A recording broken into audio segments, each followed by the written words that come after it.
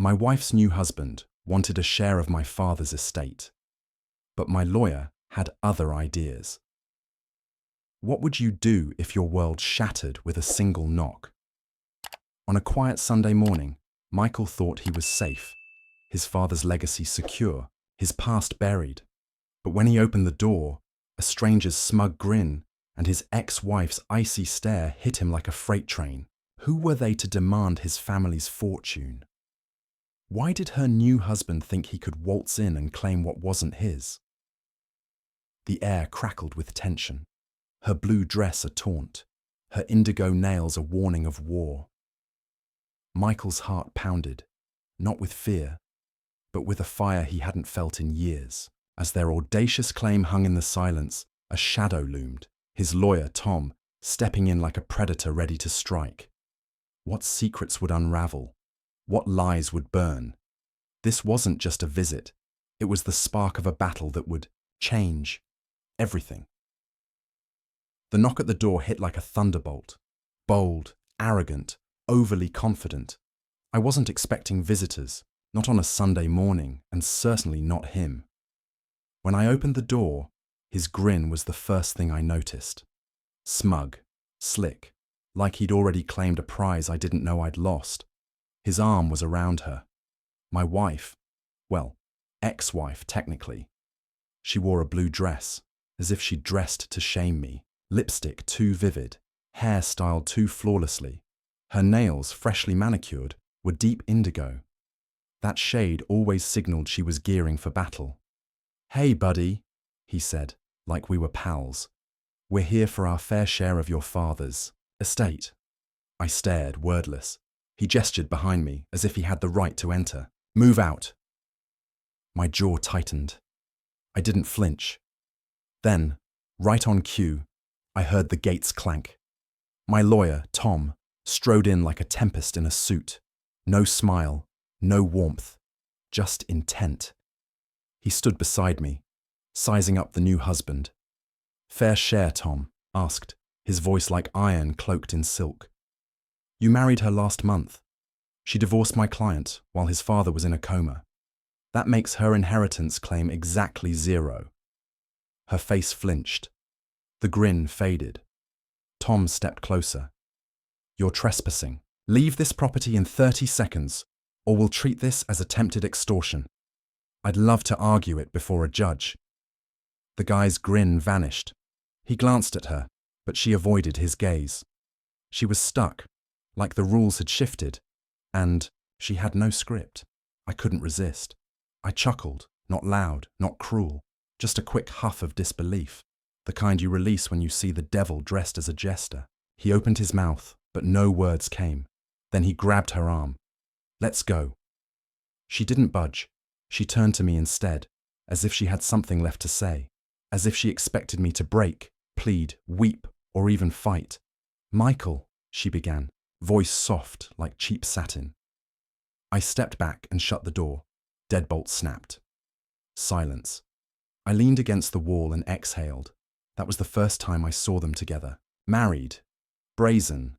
Standing on the ruins of my father's legacy. Expecting to walk away with what generations of my family built. Like I was just supposed to hand it over. But if she thought that was the start of my defeat, she had no clue what was coming. Because that morning wasn't just the day she came to steal. It was the day I vowed to torch every lie she ever fed me. And trust me, there were plenty. I should have seen it sooner. The clues weren't subtle, not when I really thought about it. Emily had started spending nights out with friends, except none of those friends ever posted anything. I checked. Yeah, I became that guy. I scrolled through every post, every story, every tagged photo. Nothing. Like she vanished every Friday at 7 p.m. and reappeared Sunday morning with the same excuse. We got facials and unplugged. But Emily hated salons. The real break came one Tuesday afternoon. I was grabbing a jacket from the back seat of her car. Hers had soda spilled on it, so she tossed me the keys. I opened the door, reached in, and a receipt fell at my feet. A hotel in the city, 2 nights, romantic wine package. The date matched the exact weekend. She said she was visiting her aunt in Portland. I picked it up like it was toxic. I didn't say anything that day. Not yet. I wanted certainty. And deep down, I wanted to see how far she'd go. So, I played naive, asked how her aunt was. She lied to my face, said they got matching bracelets. She even showed me a small star on her wrist that looked new, like it stung to move. She spun a whole damn tale, showed me pictures of her and her aunt from last year, swearing they were from that weekend. But I'd seen that outfit before. She wore it to a Christmas party 2 years ago. I remembered because it was the night she kissed me under the streetlights, like we were in a film. I didn't confront her then. I needed more. Needed to trap her with proof so clear even her quick tongue couldn't slip free. So, I waited, and the universe provided. The next Friday night, she said she was going to a knitting circle.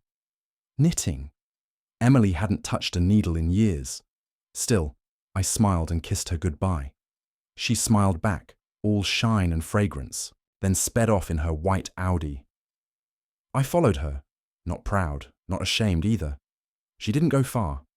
15 minutes across town to a hotel, not a cheap one, the kind with doorman and lavender soaps in the lobby. She stepped out, adjusted her dress in the mirror, and walked inside like she ran the place. A man was waiting. Younger, lean, shaved head, arrogant. The type who thinks women are prizes and fidelity is a joke. They hugged. Not like friends, not like colleagues. She kissed him. I sat in my car, gripping the wheel so hard my knuckles paled. My pulse raced, but everything else inside me went still, like a switch flipped off. No more guessing, no more swallowing her lies. This was it. I waited an hour, then walked in. The desk clerk barely glanced at me as I said I was meeting my wife. I gave her name, smiled like I belonged. He pointed to the elevator and room number. Room 1204. I walked to the door. My hands didn't shake. That surprised me. I didn't knock. The keycard door clicked open. Guess she hadn't secured it. They were mid-embrace, not fully lost in it yet. Just laughing, half undressed. Him on the bed, shirt off. Her dress unzipped halfway, heels still on. The look on her face when she saw me wasn't guilt. It was irritation, like I'd interrupted her pedicure. "Michael," she said, arms crossing, covering nothing. "What the hell are you doing here?" The guy stood, like he thought I'd cry or swing. I did neither. I looked at her, then him, then back. "Don't worry," I said. "I'm not here to stop you. I'm just here to remember." And then I left. Didn't yell, didn't scream, just seared her face into my mind. Mascara smudged, lipstick smeared, lies spilling from her eyes like they had since our vows. I went home that night and started packing, but not just my bags. I packed the whole strategy, everything she didn't see coming, because the next time she'd knock, it wouldn't be with a lie or a weak excuse. It would be with her new husband, thinking he could claim what my father left me. But I wasn't just my father's son. I was his vengeance. The night I left that hotel, something in me locked shut, like a door always ajar, creaking with doubt, finally slammed and bolted. I didn't cry. I didn't drink. I didn't howl into the void like some shattered fool. I went home, brewed a dark coffee, sat at the kitchen table, and opened my laptop. Step 1, freeze the account she could access. I called the bank, claimed, concern about suspicious activity. I was, just not the kind they thought. Step 2, call Tom, my lawyer. Tom wasn't just any lawyer. He was a predator in a tailored suit, with a loathing for deceivers and a knack for uncovering secrets people tried to bury. He answered on the second ring. "Michael, I need to ruin someone," I said. A pause, then her. I didn't need to confirm. By morning, Tom had everything. Marriage papers, property deeds, phone records, joint accounts, even the prenup she resisted. But I demanded, because my father said, "Never face a hurricane without a shield." She thought she'd married a fool, but I was raised by a man who'd survived wars, crashes, betrayals, and 3 siblings who tried to cheat him out of a ranch in Montana. My father taught me to lose silently while plotting to win loud. Emily didn't know that side of me. She would. 3 days after the hotel, I served her divorce papers at her office. She was a receptionist at a law firm, more obsessed with optics than goals. Tom had them delivered by a court officer during lunch, in front of her co-workers, in front of her lover. I'd done my research. Turns out, he worked in the same building, 2 floors up. She texted me later. Emily. Wow, that was low. Michael, real low. I didn't reply. Emily, can't we talk like adults? I know you're hurt, but we can do better. Better. Better than catching her half out of her dress with some bald gigolo in a hotel we probably paid for together. She came by that evening. I didn't open the door. Watched through the peephole. She stood there, arms crossed, eyes scanning like she expected reinforcements. When none came, she left. Then silence. 3 weeks passed. The divorce was moving forward. Tom was ensuring she'd get nothing. The prenup, the evidence, the lies. It was ironclad. Even if she sobbed in court, even if she brought a pastor, a kitten, and her late aunt's ghost, it wouldn't matter. She played dirty. I came armed. Then, out of nowhere, that knock. I opened the door, expecting a package. Instead, it was him, her new husband. She married him 2 weeks after our divorce was filed. Atlantic City, no guests, no fanfare, just a quick online photo Tom found within hours, captioned, "Fresh start," with a wine glass emoji. He stood on my porch in a knockoff designer jacket, a smug face full of stolen bravado. Behind him was Emily, in sunglasses like she was hiding from reality. "We're here," he said, "for our fair share of your father's estate." I didn't move. He tilted his chin, like he'd practiced it in a mirror. "Move out." The silence was a void. Then, just like before, Tom stepped forward from behind the door, folding a thick stack of papers. "Oh, I've been waiting for this," he said calmly. The guy blinked, thrown. Tom didn't waver. He walked past me, stood shoulder to shoulder with the guy, and said in a voice that could slice steel, "You married her after the will was read, after the estate was locked, after the assets were listed. You're entitled to exactly nothing." The guy tried to argue, but Tom kept going. "As for Emily, she forfeited her claim when she signed the prenup. This property is protected. This estate is sealed. Go cry to someone who cares." He reached into his coat and handed them a letter. "Consider this formal notice to stay the hell off this property." The guy tried to speak again, but Emily cut in. Her voice was sharper, panicked, breaking beneath the gloss. "Michael, we're still family. We were married for 8 years. "Exactly," I said. "We were," and I shut the door, this time for good. I sat in the leather chair in my father's old study, the one he called his battle room. It still smelled of his pipe tobacco, aged cedar, paper, and a hint of triumph. I leaned back, closed my eyes, and let the quiet sink in. For the first time in months, maybe years, I wasn't carrying the burden of lies. Emily was gone. Her pathetic excuse of a husband was turned away like a thief, trying to crack a safe with a paperclip. But what hit harder than their betrayal was how little I missed her. You'd think after 8 years, after building a life and surviving holidays, with her chaotic mother, I'd feel more than this dull, clear emptiness. But I didn't. And that truth, that was the deepest wound of all. I started seeing the truth in glimpses, like fractured memories with a new lens. That Thanksgiving 2 years ago, when she claimed a headache and spent the night at her cousin's, now I wondered if it was his hotel room she was tangled in. That time, I came home early from a work trip and found her scrambling to close her laptop, panic in her eyes. She said it was a surprise gift, probably a surprise photo stash. And then the morning she'd shower at 5:30 a.m. and return smelling of a different soap than we kept at home. I used to think I was paranoid. Turns out I was too trusting. She was always good at acting. Always. She could cry in 10 seconds, flat to dodge an argument. She had this routine. Soften her voice, lower her tone, tilt her head slightly, like a villain auditioning for the role of perfect wife. She played it well, and I played the fool, but no more. That night, I poured a whiskey, just one, sat by the fireplace, and as the flames flickered, I opened the folder Tom left. Inside were photos, screenshots, documents, everything to keep them out of my father's estate for good. Emails Emily sent to her new lover while we were still married, scheming to sell the house, split the profits, fund some foolish startup. They thought they were clever, thought I was some broken man clinging to his dad's home. They didn't know the trust my father set up had clauses, deep ones, hidden ones that made it impossible for anyone outside his bloodline to touch even the light fixtures without legal hellfire raining down.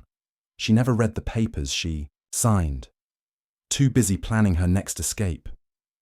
2 days later, I got a letter hand-delivered from her. I opened it with caution, not literal, but emotional. I knew it would be venom wrapped in charm. Michael, I don't know why you're doing this. I never wanted things to end badly. I loved you once. Maybe part of me still does, but you need to understand. Love shifts. People shift. You shut me out for years. You and your father both. I felt invisible, forgotten. I didn't plan to fall for someone else. It just happened. Can't we end this civilly? You don't have to be cruel, Emily. I laughed at that last line. Cruel? No, darling. I've just started being just. She thought she could rewrite the past, twist it so I'd pity her, soften, maybe, offer a payout from guilt. But I felt no guilt. I felt something else. Strength. For the first time in years, I was the man my father raised, the man who could build, dismantle, and rebuild without flinching. And if she thought the door slamming was the end, she was mistaken. It was just the pause. Because while she was busy crafting her fake life with borrowed love and leased ambition, I was building something lasting, something that would leave her name buried in court files and fine print. Tom was already drafting the next step, a counterclaim, emotional fraud, reimbursement for shared assets spent on her affairs. We had timelines, receipts, digital trails, her pretty little wedding in Atlantic City. She used our joint credit card for the tickets. She'd pay every damn cent. The court date was set for the next month. Tom wanted to push it sooner, but I said no. Let them stew. Let them enjoy their fake honeymoon with a shadow looming just above their heads, silent, patient, ready to flood. Meanwhile, I went quiet, vanished from social media, stopped answering mutual friends. I knew some were still talking to her. I wanted them to wonder what I was planning. Let the mystery weigh on her like a noose she couldn't see but could feel tightening. She posted a photo a week later, her and him at some overpriced bistro holding wine, grinning like teens who dodged a test. The caption read, "Sometimes you have to lose it all to find true joy." I screenshot it and sent it to Tom. His reply, "Perfect. Thanks." I didn't ask why. I trusted him. Then came the moment I'd been waiting for. A visit from one of Emily's old friends. Lauren, small, sharp-witted, always liked me more than she liked Emily. She knocked on my door with, "Sunglasses on, no makeup, the universal woman's sign for I'm done pretending." "Got a minute?" she asked. I nodded and let her in. We sat at the kitchen table. She skipped coffee, went straight to it. "I thought you should know. Emily's not done." I raised an eyebrow. "She's bragging to everyone. Says she'll break you in court. Thinks you'll panic or pay to keep it quiet." I smiled. She always overestimated her worth. Lauren smirked. "She's also saying garbage about your dad, painting him as cruel, controlling, manipulative. Says the house was hers by right." I felt heat behind my eyes. Not from shock, from fury. She didn't just cheat. She was rewriting the whole damn story. slandering a man who was gone, who treated her like kin, who trusted her. That was the final line. I thanked Lauren and walked her out. She paused at the door. "I hope you bury her," she said softly. I would. And now I had all the fire I needed. The next morning, I met Tom in person. His office smelled of ambition. Polished leather chairs, fresh coffee, and a faint trace of victory. "We're filing for damages," he said, opening a folder. "Emotional manipulation, financial fraud, misuse of joint funds, and if she drags her new husband into it again, we'll pull him too, make them co-defendants." I stared at the papers, the receipts, the hotel bookings, the texts we pulled from her synced cloud backup. She never turned it off. Messages like, "He's so clueless, babe. I could probably convince him to sell the house soon. Just a few more weeks. Once we have the estate, we're out." She wasn't just a liar. She was a damn leech. "I want it all exposed," I said. Every lie, every dollar, every minute she stole from my life. Tom nodded. Then the unexpected hit. I got a call from her. Not a text, a call. I let it ring. Voicemail picked up. Her voice was honeyed, rehearsed. "Hey Mike, I know this is messy. I just want to talk, not as enemies, as two people who meant something. Maybe we can end this without hurting everyone." I replayed it 5 times. On the 6th, I laughed so hard my ribs ached. She wanted mercy now. After draining me, cheating, lying, stealing from my father's legacy, and dragging my name through the mud, I saved the voicemail, sent it to Tom. He said, "If she calls again, answer. Let her talk. We'll record everything. Let her dig her own grave." So I waited, and like clockwork, 2 days later, she called. I answered. "Michael," she said. Shocked, I picked up. "Thank God. I've been thinking a lot. I miss who we were. I think we got lost somewhere, and I made mistakes." "Yes, but so did you." I stayed silent. "Can we meet?" she asked. "Somewhere quiet. No lawyers, just us. Talk like we used to. Remember who we are." I glanced at the voice recorder app running in the background. Then I spoke. "Sure," I said calmly. "Let's talk." We met at a quiet diner on the edge of town, the kind with warm booths and a jukebox that never played. I got there 10 minutes early, sat facing the door. I didn't want to be caught off guard. I didn't want to see her before I was ready. She walked in like nothing had happened, like she hadn't shattered our life and tried to pocket the pieces. Tight jeans, silk top, sunglasses on her head like some influencer. She gave me a soft smile, the same one she used when she'd ask me to grab groceries after lying to my face. "Hey," she said, sliding into the booth across from me. I nodded. The waitress came, took our orders, coffee for me, green tea for her, and left. Emily waited, like she was setting the stage for a scene no one else was in. So, she started. "I've been doing a lot of thinking." I didn't respond. Just let her sit in the silence. "I know I hurt you," she went on, "and I won't pretend I didn't screw up. But you weren't always easy, Michael. You shut down after your dad passed. You stopped seeing me. We were more like roommates then." "You cheated," I said flatly, repeatedly, while scheming to rob me. "Let's not sugarcoat." She flinched. "It wasn't like that." "Then tell me how it was." She paused, looked out the window like the answer might be on a parked truck. "I needed something," she said finally. "I felt so alone. You were grieving. I was grieving too, but you didn't notice. You buried yourself in legal papers and bourbon. You weren't there. And then Ethan. Oh, so the name had a face. Ethan. Mr. Move Out Immediately. He made me feel wanted again," she whispered, leaning forward like we were sharing a secret. "And yes, we fell in love. But it wasn't about money at first. That came later." I watched her closely. "And now?" I asked. She blinked. "Now what? Now that the money's gone? Now that the estate is locked? Now that Tom's building a case that'll crush you both? What do you want?" She shifted, uneasy. "I don't want to go to war with you," she said. "I want to settle quietly. I'll sign whatever you want. Just don't drag me through this. Please. There it was. The mask slipped, just for a moment. The desperation in her voice, like a crack in a mirror she pretended wasn't there. You married him, Emily, I said. You brought him to my door.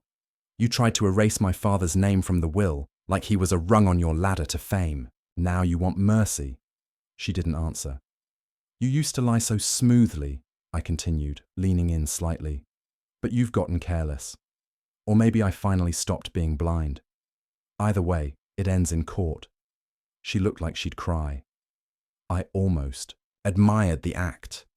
Michael, she whispered, eyes glistening. I still care about you.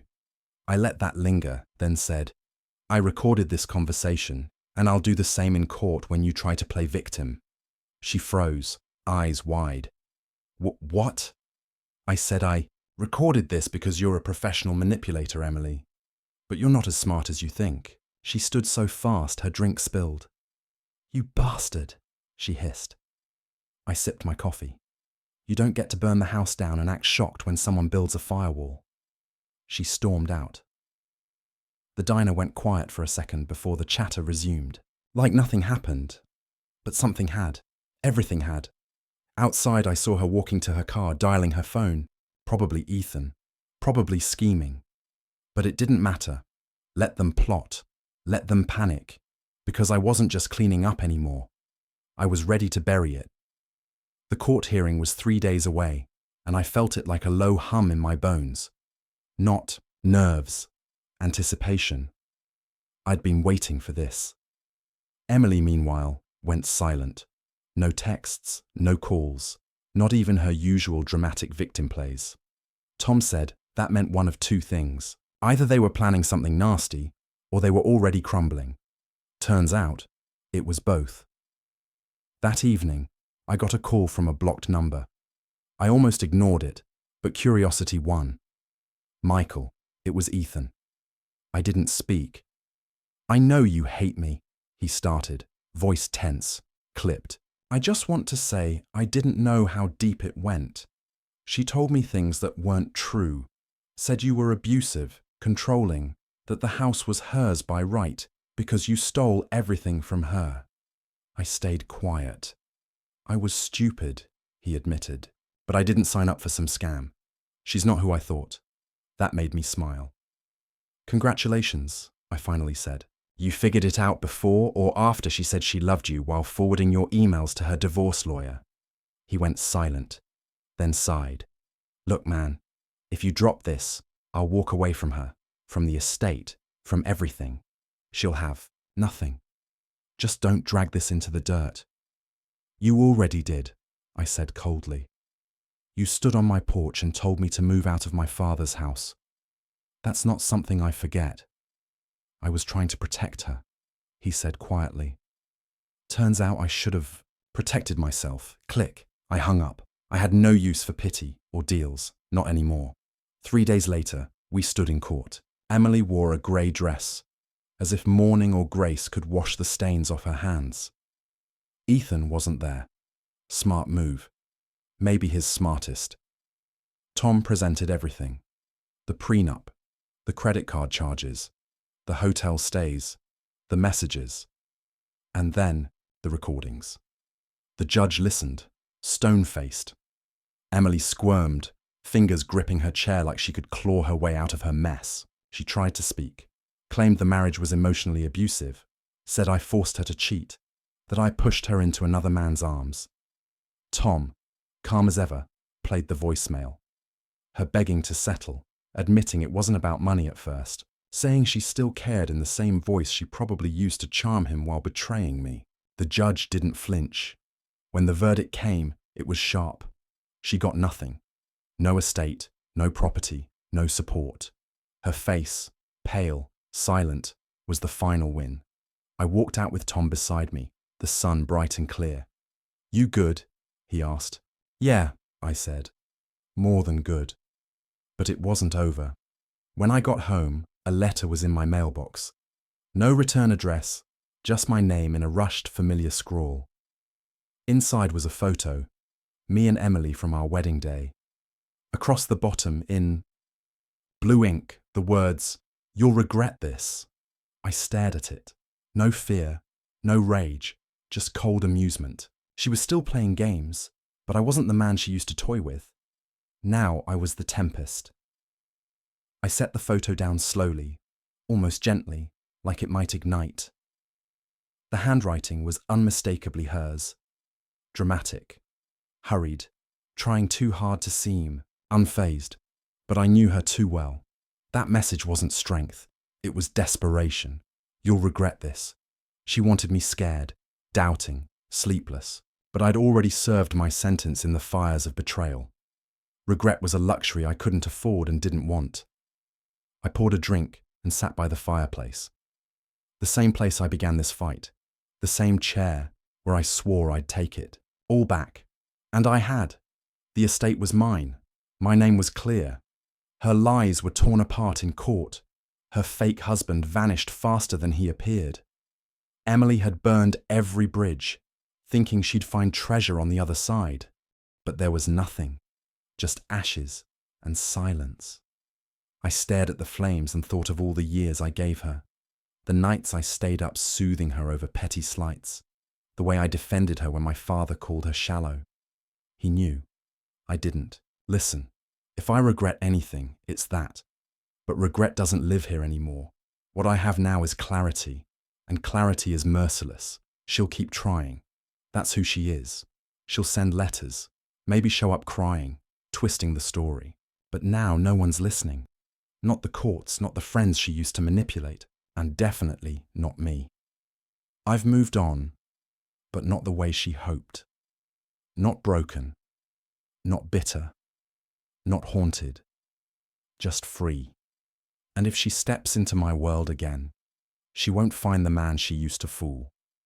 She'll find the man who smiled as her whole scheme collapsed, the man who let her build her lie, brick by brick, only to pull the foundation out when she thought she'd won. Let her keep that photo. Let her cling to the delusion that I'll miss her, regret losing her. The truth? I didn't lose a wife. I shed a parasite. And now, with every step forward, I carry one lesson burned so deep it'll never fade. Never give your loyalty to someone who treats it like leverage. The storm is over, and I walk through the wreckage like a man who finally knows who the hell he is. In the ashes of betrayal, Michael found a truth sharper than any blade. Trust is a currency too precious to squander. His battle against Emily's deceit wasn't just about protecting his father's estate. It was a reclamation of his own strength. The lesson burns deep. Never let loyalty blind you to lies. People may wear masks of love, but their actions reveal their truth. Michael's triumph came not from revenge, but from clarity, seeing through the fog of manipulation to stand unyielding. His advice? Guard your heart like a fortress, but keep its gates open for those who prove their worth. Verify before you trust, and when deceit surfaces, meet it with resolve, not rage. Life's storms will test you, but they also forge you. Walk away from parasites, not as a victim, but as a warrior who knows their value. Clarity is your power. Wield it fiercely.